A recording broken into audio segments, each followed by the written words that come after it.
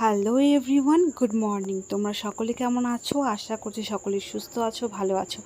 আবার চলে এলাম সুন্দর আরও একটা নতুন মিনি ব্লগে।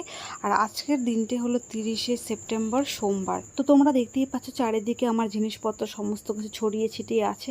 আর কিছুটা আমি এভাবে ছড়িয়ে ছিটিয়ে রেখে, কারণ ছোটোবেলা থেকে শুনে এসেছি মা ঠাকুমার কাছে মহালয়ার আগে ঘর দুয়ার ঝাড়তে হয়। তো আগামীকাল হচ্ছে মহালয়া, তাই আমি নিজের ঘরটা একটু পরিষ্কার করে নিচ্ছিলাম। আর এই ঘরটাকে দেখে তো নিশ্চয়ই চিনতেই পারছো, এটা আমি সেই রথের মেলার থেকে কিনে এনেছি। তবে বন্ধুরা, তোমাদের কি ঘর ঝাড়াঝাড়ি ধোয়াধুয়ি সমস্ত কিছু হয়ে গেছে? আর পুজোর কেনাকাটা সেটাও কি কমপ্লিট হয়ে গেছে?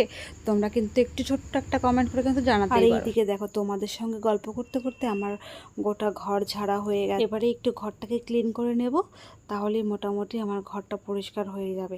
আর যেহেতু আমি আমার ঘরটাই সবার শেষে করেছি, শেষে এত শরীরটা খারাপ লাগছিল যে আমি তোমাদের বলে বোঝাতে পারবো না। তবে বন্ধুরা, আজ তবে আসি।